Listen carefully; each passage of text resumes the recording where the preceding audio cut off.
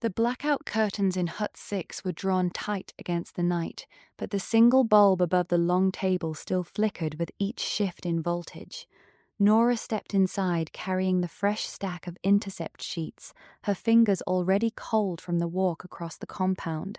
3 women already sat at their typewriters.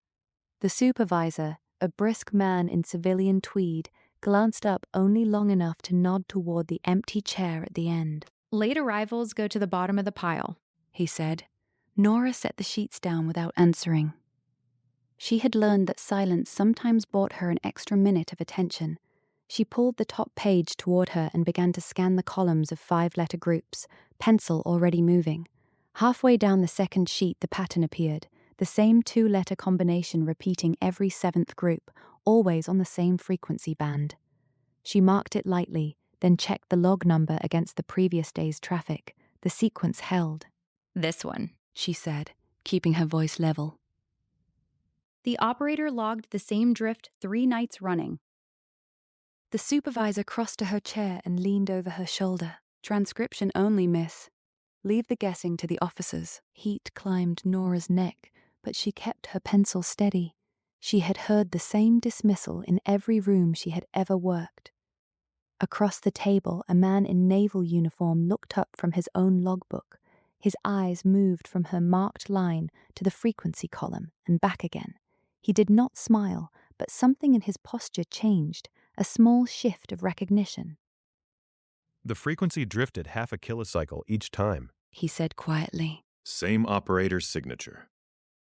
The supervisor straightened. "Pause. Operator, your logs stay with intercepts. Personal discussion is not required." The man nodded once, then returned to his column of numbers. Nora kept her gaze on the paper between them. When she finally looked up again, his eyes were already waiting. The glance lasted only the space of one breath, but it carried the weight of an entire conversation neither of them could finish. She folded the intercept sheet along its existing crease and slid it into her pocket. The supervisor had already moved on to the next typist. The man across the table wrote another line without looking up, yet Nora felt the small, deliberate stillness he left between them like an open line on a frequency no one else was monitoring. Outside, the night train whistle sounded across the fields. Nora stepped into the corridor, the folded sheet pressing against her coat. She wondered whether the intercept operator would still be at the table tomorrow, or whether the pattern would be filed away with all the other observations that had never been allowed to become questions. The queue moved like a held breath between the huts, boots scraping frost, steam rising from tin cups. James kept his hands in his pockets and replayed the morning exchange word for word, testing whether the woman from the table would risk another look. She joined 3 places back, wren coat buttoned to the throat, eyes lowered. When the line shuffled forward, he heard her step change, a measured pause that placed her directly behind him without announcement. "Cold sets the ink stiff," she said, voice pitched for the wind. "Log's still red if you write small." His answer stayed level, meant for the queue rather than her. The wren ahead of him turned slightly, listening. James felt the familiar clamp of secrecy tighten across his shoulders.